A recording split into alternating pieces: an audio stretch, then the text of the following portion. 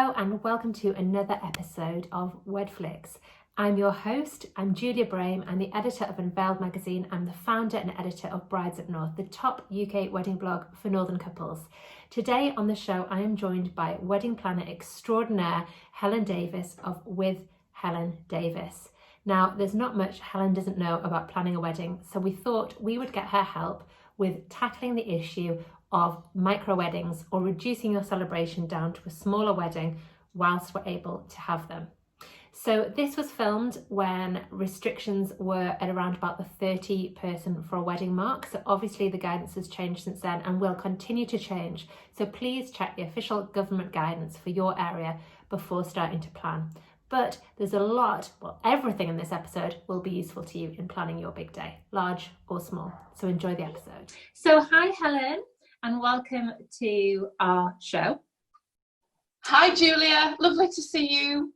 Lovely to see you too. I can't wait to see you again in person soon. We were just talking before we started recording about the importance of seeing people in the flesh and getting to kind of bat ideas around with our industry colleagues and friends. And Helen is definitely an inspirational lady to me. So Helen, okay, let's introduce you. This is Helen Davies.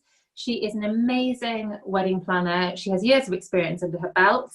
And I have had the privilege of knowing Helen for around about 10 years now and working alongside you in various ways. So actually, Helen, why don't you introduce yourself and your business? Thank you, Julia. Yes, I'm Helen Davies and I am an independent wedding planner. I'm based in Yorkshire, but I work nationally. I assist couples at different stages of the wedding planning journey. I offer a full range of services, from an inspiration hour, which is something that is specifically designed to help a couple who are right at the very beginning of the wedding planning process and need some help to kickstart their plans and really make sure they get off on the right track, understanding things like how to allocate their budget.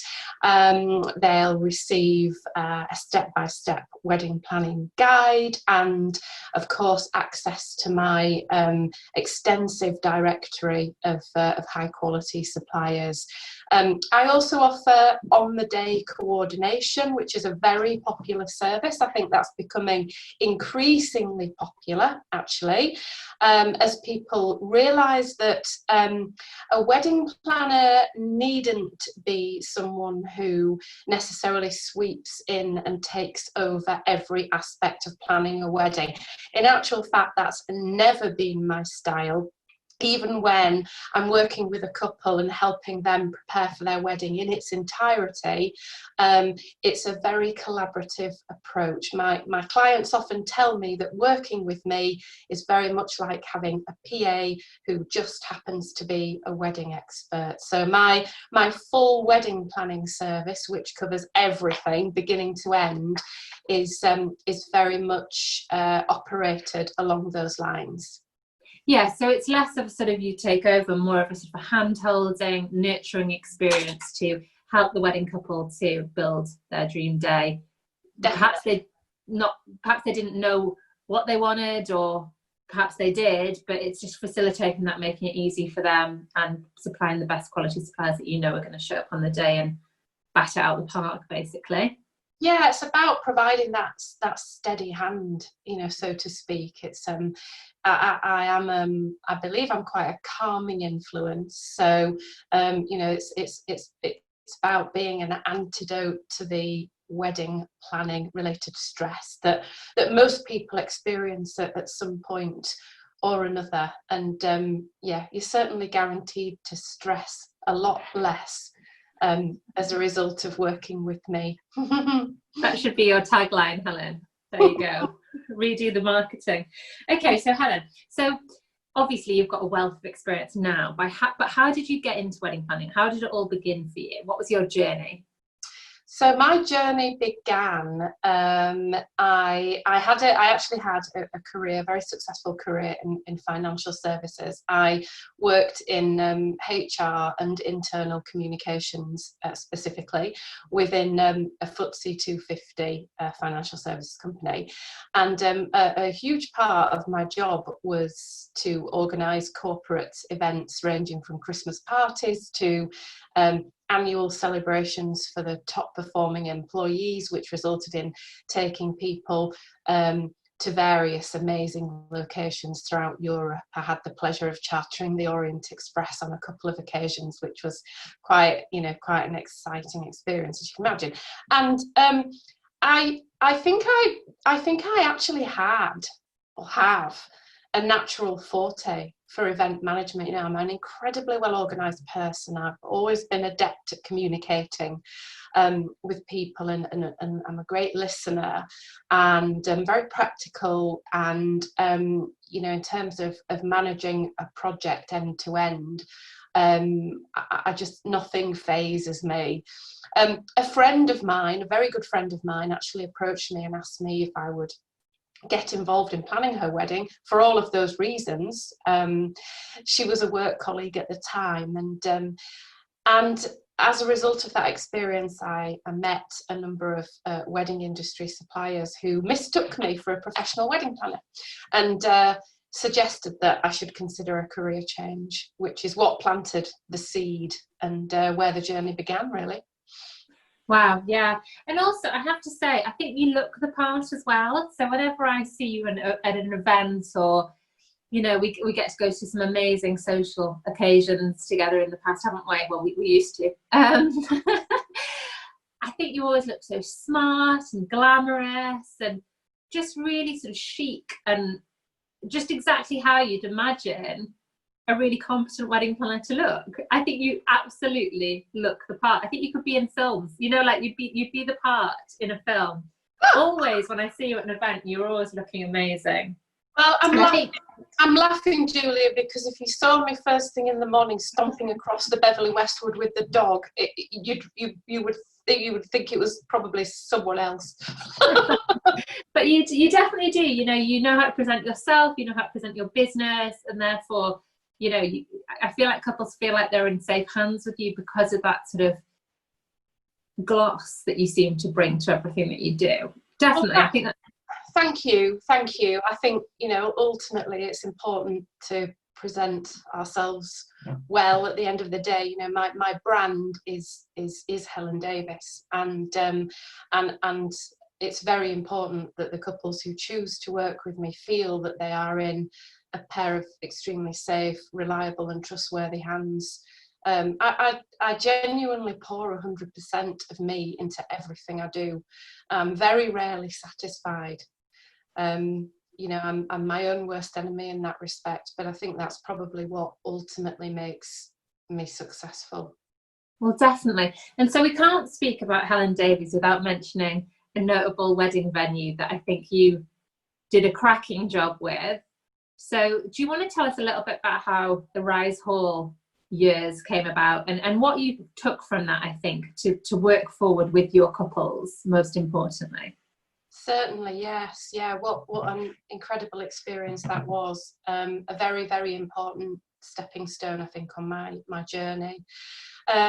So I'd been operating as I'd left my full-time job in financial services, and I'd been operating as an independent wedding planner for about a year, actually, when out of the blue I received a telephone call from Sarah Beeny, who at the time owned Rise Hall. Of course, I'd heard of Rise Hall because at around that time it was featured in a Channel 4 documentary series called Beeny's Restoration Nightmare. And, I'd watched parts of that programme and actually been very interested in seeing it develop. And I was looking forward to seeing it open as a wedding venue and wondering, what might actually transpire there. Rise Hall is situated in a part of the world that I have very fond memories of visiting as a child. My grandparents had a holiday home not very far from where Rise is situated. So And it's interesting that this is actually now where I've ended up living. It's I funny know. how life takes you on these journeys. But yes, out of the blue, one Sunday morning, I received a telephone call from Sarah Beeny, who invited me to meet her at Rise Hall. Apparently she had spoken to a number of people within the wedding industry about her challenges. The venue had at that point just been licensed, had just been granted its civil ceremonies license, but Sarah and her immediate team were mindful that they didn't, in her own words, didn't know a foot of the road when it came to managing and running a wedding venue, and wanted someone to step in and look after it for them. And thanks to a number of people, including yourself, Julia, thank you, for mentioning my name, Sarah got in touch. And that day I went to meet her. I remember drinking an obscene amount of coffee and discussing in detail all of the challenges that she and her team were facing. And to cut a reasonably long story short, I accepted an offer to which basically involved me moving in to Rise Hall and effectively running the venue as if it were my own. So I think this is when really the documentary should have started, Helen. I think so, yeah. I mean, at the point at which I set foot into Rise Hall, there was no team, there was no infrastructure, there were no systems, no processes, no real resources of my own to speak of, and it was necessary for me to build everything from the ground up. It was extremely hard work. I will put my hand on my heart and say I learned from my mistakes. It was not all plain sailing, not by any means, but within 3 years we'd won 3 very prestigious wedding industry awards. I have to say, when I picked up the highly we actually won best events team. Sorry, we won the best events team in the north east of England. And when I picked up that award on behalf of my team, that was the proudest achievement that I think I could ever expect to have in my life, because I actually didn't have a team. I had a team of housekeepers whose very clearly defined role was to look after the house, but apart from that, it was me, it was members of my immediate family who stepped in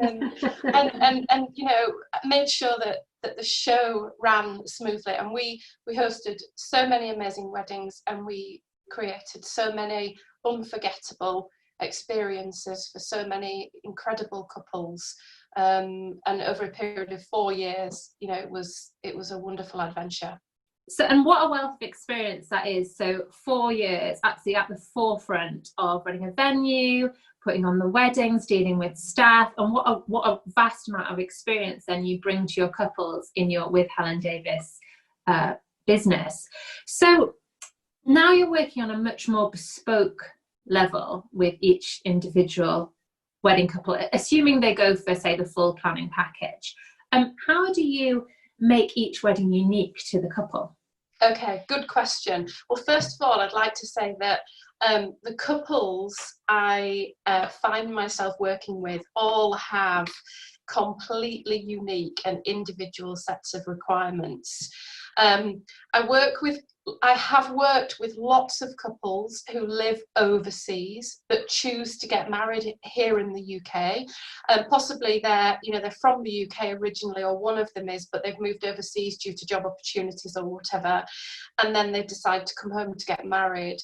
I've planned weddings on behalf of people who live in America, Australia, Hong Kong, Croatia, lots and lots of different reasons for them living overseas, as I said, but they all have this one objective of finding the perfect venue in the UK, and then, of course, planning a beautiful wedding. And it's very difficult to do that when you are so far remote from your venue and you're working across time zones. So they tend to engage me for the full planning service to work with them from beginning to end. I'm also working with couples who are where the opposite is true, where they're here in the UK but they're planning destination weddings abroad. So I'm currently very involved in preparing for a wedding that's taking place in Santorini, one of the Greek islands, which will be incredible. Yeah, no two weddings are ever the same. I'm involved in planning lots of marquee weddings, for instance, where the couple have a complete blank canvas to work with. Wow, well, the Santorini gig sounds good. I bet you're happy when that one came up. Steer the couple in that direction. I was very happy. I was very happy. I'd actually been recommended to the couple by a number of sources, and when I met them, it was evident that their style and their taste is going to filter through every aspect of this wedding. And to be honest, I don't think they chose Santorini as the destination, and we're currently shortlisting venues on the island. But it's a wonderful thing to be involved with, because I can envisage exactly how beautiful this wedding is going to be. So yes, it's a lovely project to be working on. It's nice, isn't it, your job, because you get to do, the logistics side and the organisation side, which you mentioned you're really good at, and I assume you enjoy, because I'm the same as you, I'm a very organised person, weirdly so, but I love that. I actually enjoy doing that, but then you do miss the creativity. So to do that creative side, which I get to do through my blog and the magazine and our events, like, you put all your creativity into the wedding and how it'll look and feel and smell, and all those senses, taste on the day. I think it's amazing to have those two sides of the job, and that's what makes, I think, it's so special as a career, kind of working in bridal in general, but particularly on the planning side. I have to point out that I'm not a stylist. That said, I am so fortunate to work with so many creative people who are absolutely at the top of their game, and I think that's the key, really. It's to try not to be everything to everyone. I specialize in I believe in doing one thing really well. Yeah, it's a good point. It's interesting, isn't it? And the people you can bring in, that's where the skill lies, really, in formulating a supplier team that's going to support the couple in what they want. And that's where all your contacts and the people are perfect. It's like when I organise a shoot for the magazine, so I do the art directing for it, but I'll sort of almost cherry pick the team, put it all together, because I know these people will work well together, or they'll deliver the right result, or their styles are complementary, or actually that they clash, strangely, if that's the effect we want. And it's just kind of having that knowledge that only comes with sort of the years of experience that you've had, and the people you've met, and you've tried and tested different suppliers, and some are better than others, and you find out, don't you, as you go. You do, but I think this is an extremely important point. Why hire a wedding planner? Well, one of the key reasons that I think anyone should ever hire a wedding planner is yes, you want to look at their experience and their knowledge and how they've gained that knowledge and experience. It's important, but also their connections, the fact that I have so many long established relationships, not just with a clique of certain suppliers in a certain geographical area, but literally nationally. My contact directory is so rich, it's invaluable, and I will always attempt to match not just people with products, but personalities too. I think it's extremely important that as a bride and groom, or a bride and bride, or a groom and groom, on your wedding day, you should be surrounded by people who you enjoy being surrounded by. So, think of a photographer as an example. That person is going to be working in such close proximity to you on your wedding day. If they're not someone you like or enjoy having around you, it's going to show on your facial expressions, which could ruin your photography. And that personality thing is such an important factor that a lot of people just don't even consider. It's hugely important, and you do just kind of click with some people and you don't click with others, and maybe it's neither of your fault. It's just whether you do or not. Yeah. So the Instagram lives that you've taken part in on a Sunday with the Unveiled Network, they've been amazing for suppliers, because they've allowed watching wedding couples at home to get to know the supplier a little bit based on personality. And the amount of suppliers that have said to me, "Oh, well, I've booked brides off the back of those 5-minute Instagram lives." And I was a little surprised by that, because I thought, well, we're already providing the blog posts and the directory listings and all the Insta grids and everything like that, but really specifically those lives have done really well. And I think it's because the brides and grooms get to know the people behind the brand, and although it's rough and ready, and the internet connection might not be amazing, it's that's kind of the crux of it. And if you can kind of cut out that middle ground by introducing people that you think will get on, that's magic, isn't it? I think it's hours of time. It's a huge part of my job, and it's something that I invest a significant amount of time in when I'm working with a couple. It's first of all, it's about really understanding them and their style and their personalities and their preferences, and and then looking for the right people and presenting the right options to them, always giving them choices, always making sure that the people I'm recommending to them are appropriate and within their budget. And there's a lot to factor in. It's well worth the effort, because exactly. Ultimately, it's hard work, but I agree. It's hard work, but it's satisfying, isn't it? Bringing people together is always satisfying. Okay, so let's talk about the new concept of micro weddings. So this is something that we've been forced to look at, really. Something that was already happening for some couples. Some couples were choosing to have smaller celebrations. Yes.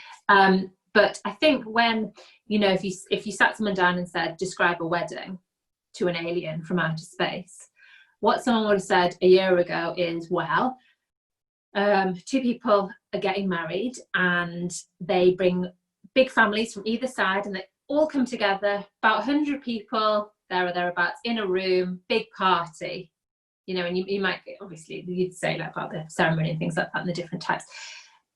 But this micro wedding thing, because of the coronavirus crisis, has become, well, at first it was something nobody wanted, and now I think it's adapting to become something that people have to have if they want to get married, and suppliers in the industry are starting to think outside the box and think, well, how can we make this actually something that is desirable, that couples will want to go for, and how can we make it super special? So a smaller wedding, but can we amp up the luxury factor? Can we go more bespoke? Can we, instead of little wedding favors, can we treat the guests to something really cool from our budget? How can we take lemons and make lemonade, basically, with the situation? So I thought maybe you would like to sort of give us your thoughts on that, and sort of how we can, first of all, what you think about the situation, and then secondly, sort of how we can help couples at this time. Yeah, sure, absolutely. Well, I do have an opinion in terms of small versus large weddings. If you'd asked me 12 months ago about the average, not that there's any such thing as the word average when it comes to weddings, but if you'd asked me about the type of weddings that I plan, I probably would have said, well, somewhere between 80 and 150 guests is about the norm. And now, of course, as things currently stand, we're looking at guest lists which are absolutely limited to no more than 30 people being present. I absolutely love a smaller, more intimate wedding. I think it is far more personal. The people who are there know that they have been carefully selected to be there and are therefore more mindful and probably more present with you on the day, which, you know, makes a big difference. Everyone's budget when they're planning a wedding is, you know, it sits somewhere on a scale and everything is relative. Every aspect of a wedding budget requires a certain degree of allocation. You know, you might have a figure in mind overall, this is the amount of money that we're happy to spend on our wedding. But everybody's priorities are different and they're going to allocate that budget in accordance with their preferences. If you ask me what the three sort of key things are in that respect, I'd say number one, venue. Well, with a smaller number of guests, you actually have a much greater choice of venue options. You know, from a lovely private dining room in an exclusive restaurant to a temporary structure. Yeah. You know, there are so many more options. Once you start having 100, 150 guests, your options actually become a lot more limited. Yeah, more mainstream, I would say. Yeah, definitely. So there's a massive advantage in that respect. I think food is probably the second most important element of a wedding. I'm a foodie, of course, I would say that. Yeah. However, the dress is what I would say. But but I have to think of everything. Yeah, when I'm planning a wedding, I have to think of everything from a guest perspective, because ultimately what we're creating is an experience for the people who attend the wedding. And I think food is always something that people will talk about afterwards, whether it's good, bad, or indifferent. So, you know, if you're in a position where you can allocate a greater proportion of the budget to the food, chances are you're going to be providing a more memorable experience for your guests. Agree, absolutely. And then the third thing, which is very tricky at the moment, very tricky indeed, is entertainment. I knew you were going to say that. I think we need 5 things, but okay. Now I'm in the midst of planning a wedding at the moment, which involves no more than 30 people and is entirely COVID secure. And you know, at my recommendation, the couple have chosen to have an acoustic singer, soloist, performing during the church ceremony and subsequently whilst guests are seated for their wedding breakfast. We could, of course, have had an organist playing during the church or some recorded music, or we could have had recorded music throughout dinner as well. But we found ourselves in a situation where, you know, we had the budget that we could apportion to that live entertainment, and I have no doubt whatsoever that it's going to add a significant amount of value to the guest experience. So, you know, these are just examples. Of course, I've planned weddings ranging from, you know, less than 10 guests to 300 guests. Mm-hmm. And I love every wedding that I plan, and I feel very proud of the experience that everyone has at those weddings. When I stand back at the end of the day and I see a full dance floor, everyone enjoying themselves, you know, it makes me feel incredibly honoured to have had the privilege to do the job I've done. But there's one particular wedding that absolutely stands out head and shoulders for me in terms of all the weddings I planned. It's just my personal opinion, and it involved 20 guests who were flown by the bride and groom, who lived in Hong Kong but wanted to have a small, intimate wedding in a beautiful venue here in the UK. And that wedding for me epitomised everything that a small, intimate wedding can be. It was quality. Every single aspect of that wedding was absolutely perfect. Nothing needed to be compromised on. It's interesting, isn't it? It's amazing. I think that it's just reframing the mindset about what makes a special day. And I don't know whether it's because, obviously, speak for myself, but you and I are a little bit older now. And, you know, perhaps we have seen through our lives that, you know, when you're in your 20s, and lots of couples get married in their 20s, at the end of their 20s, and it's all about how many friends you have, and you know how many people you can collect, and the party, and that sort of thing. It certainly was for me. I got married when I was 28, I think, and I was very social. I was very social, still am, but for me it was all about the big party, everybody there. But obviously I'm still married, but I've been thinking ahead to my 40th, and I've always said, for my 40th, I wouldn't want many people there. But because I work in the bridal industry, obviously it's going to be like a small wedding. So I can only liken these small weddings to what I would be planning for my 40th, which would be an amazing gown, maybe everyone in black tie, a table set for 20 to 30 guests, exquisite silverware and place settings. It would probably be at the Ritz or the Savoy, or somewhere like that. Amazing kind of florals down the middle of the table, great gifts for all the guests, like a really nice, like big chunky 3-wick candle or something like that, and really kind of amazing food. And it would have included a bandioki style band, which I'm not sure you could really have within your numbers, but it's that sort of feeling. And like you said about your couple, they flew their guests to the destination, so there's already a level of kind of prestige there and excitement, and it feels a little bit A-list, doesn't it? It's that vibe that you're on the A-list for this exquisite wedding where everything is gonna, you can have your own scent, or it's just, the options are endless. They really are, and anyone, I want to just kind of make it super clear. Anyone who thinks that planning a small, intimate wedding is easy or simple or straightforward because there are fewer guests, think again. Because actually it's all about the details. It's really all about the details. And I think that's something that I really kind of excel in terms of, thinking about all of the tiny things that will differentiate that small intimate wedding from any other experience. It's about making it truly about that couple and unique to that couple, and very personal, very bespoke, and leaving the guests who do attend the wedding with a genuine feeling that they have been included in something very special.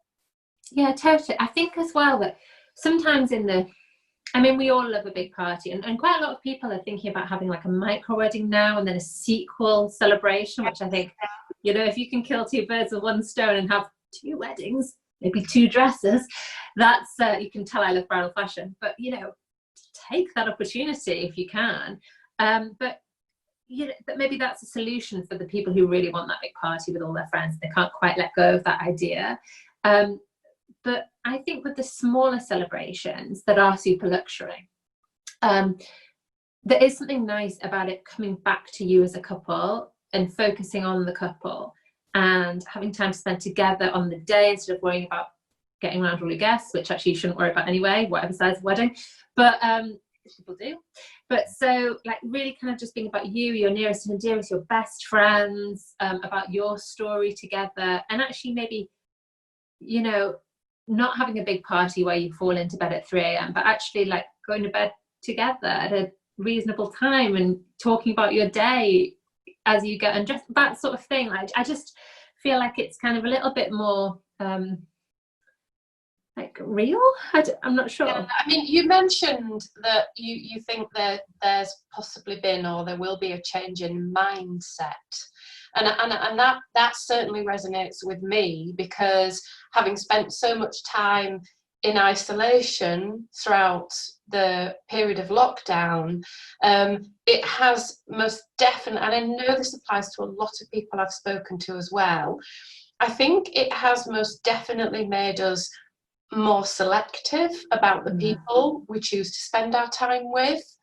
And for some people it will always be a case of having to surround themselves with 100 or so friends and acquaintances, but for some of us I think it's making us a lot more discerning in terms of who we choose to spend our time with, and that will, I think, will bring about a new trend for much smaller, more intimate gatherings, and for that to become not a compromise but something to celebrate in itself.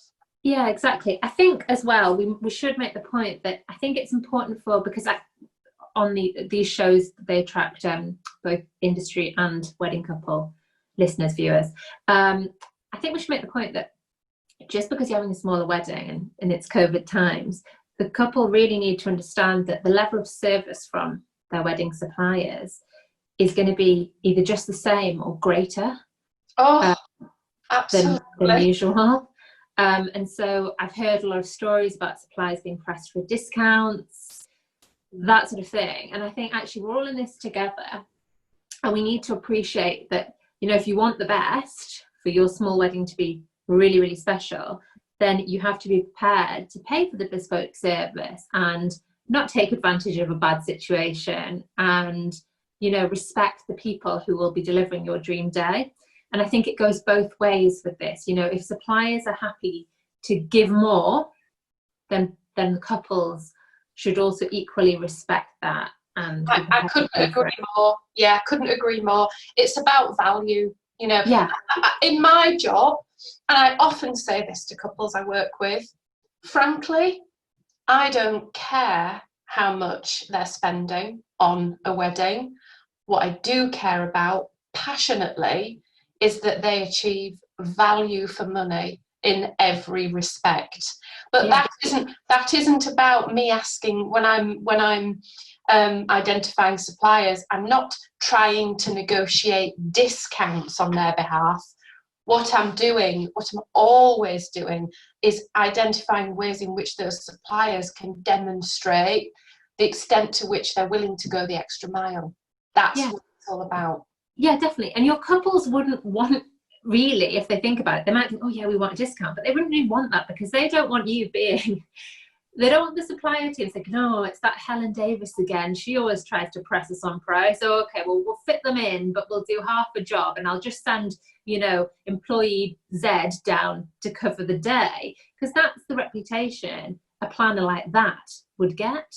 And I think the fact that, you know, you don't have a clique that you work with the right suppliers for the couple, the pricing is fair, but because the suppliers know you and they know the way you work, and they know you don't do this and that your weddings deliver, then they are prepared, because naturally you would be, to go that extra mile. So you think, oh, okay, this is Helen's wedding, better make this blooming special. And that's true. That's absolutely true. You know, I have suppliers call me on receipt of my, I produce a very detailed wedding day plan in regards to each and every wedding, and I have suppliers call me on receipt of that plan saying, blimey, thank you. You know, this is not what we're used to.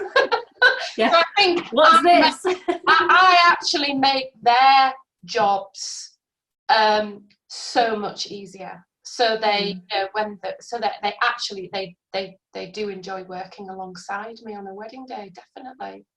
So what would you say then, Helen, are your key skills as a planner? What do you bring to the table, skills-wise? Skills-wise, well, first of all, communication is absolutely key. You know, I use a variety of different methods to communicate with my clients. I'm very rarely ever out of touch with anybody, and they know that they can reach me literally anytime, day or night. I think my communication skills are, you know, very fine-tuned, and something that communication is something that I'm particularly good at. And within that, you know, I'm a great listener. I seek to understand everyone I'm working with very, very carefully, very closely. I think my personality is key. I know I am regarded as a very warm and engaging person. You know, I'm very patient and calm. I can handle pressure because I have the experience, and I think I've encountered just about every conceivable scenario that a wedding planner could possibly anticipate. I think, you know, that with that confidence, it's not arrogance, It's just the confidence to knowing that, you know, every problem has a solution. I think that gives people a great deal of confidence, you know, knowing that I won't let anything, you know, fall apart. Yeah, definitely. I think so. I can only liken this to what I do on our events, and we have some terrifically bad issues sometimes on the morning of an event. And at the end of the day, you've just got to think, well, we'll get this sorted, and you just get it sorted.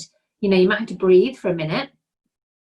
Okay, let's go. And you know, you just, you know, you kick in, and I think that is an incredible skill to have, that you'll be, you know, and actually it's one that then your wedding couple don't have to be bothered by. They don't have to even know about these issues. You know, the generator's packed up, the road's blocked. Yeah, come what may, you know, there might be a problem, but I'll resolve it in whatever way I need to. And most, I would say 9 times out of 10, the key people will be oblivious.